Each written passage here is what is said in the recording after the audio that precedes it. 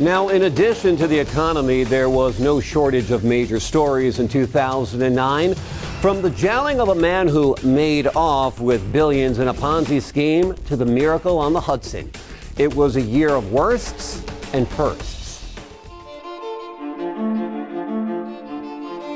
January 2009 ushered in a spirit of triumph. The inauguration of President Barack Obama was a moving moment for many Americans as the nation's first black president took the oath of office.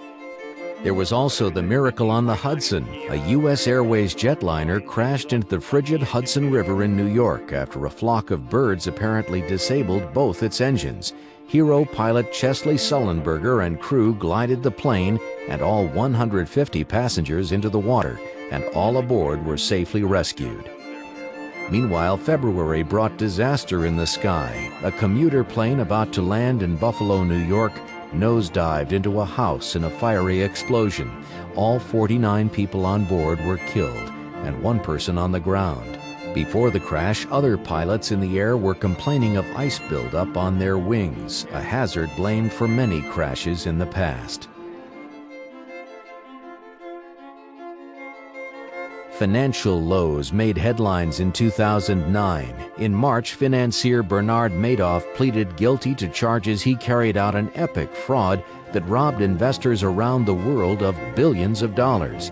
He admitted to operating a giant Ponzi scheme and was sentenced to 150 years in prison.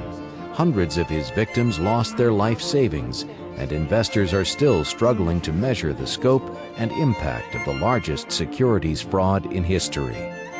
In May, President Obama chose Sonia Sotomayor as his nominee to sit on the U.S. Supreme Court, the most powerful court in the country.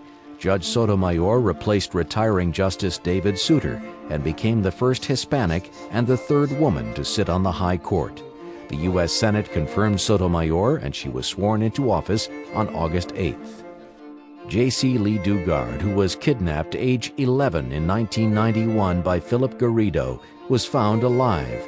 Dugard spent 18 years held captive in tents in the man's backyard, bearing him 2 children. An Army psychiatrist, Major Nidal Hasan, was accused of killing 13 people at Fort Hood, a sprawling military base in Texas, before being seriously wounded by police gunfire. Investigations were launched to determine if authorities missed warning signs that might have prevented the rampage. It was an immensely challenging year for America's big 3 automakers. General Motors and Chrysler filed for bankruptcy. GM CEO Rick Wagoner was ousted by the government, and Chrysler was pressured into an alliance with Italy's Fiat. Ford avoided bankruptcy, but its worldwide sales, like its competitors, fell sharply.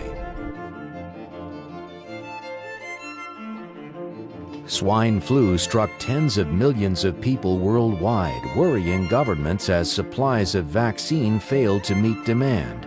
In the United States, according to federal authorities, swine flu sickened an estimated 50 million people, hospitalized close to 200,000, and killed 10,000. The new estimates revealing swine flu has sickened nearly 50 million suggest about 1 in 6 Americans have had the illness. On October 15th, images of a large UFO-like balloon floated through the air, and the nation believed that 6-year-old Falcon Heaney was inside the balloon. 2 hours and 50 minutes later, the balloon landed with no sign of Falcon inside. Authorities feared the worst, and a search on land began. Not much later, Falcon emerged from his hiding spot in the family's attic.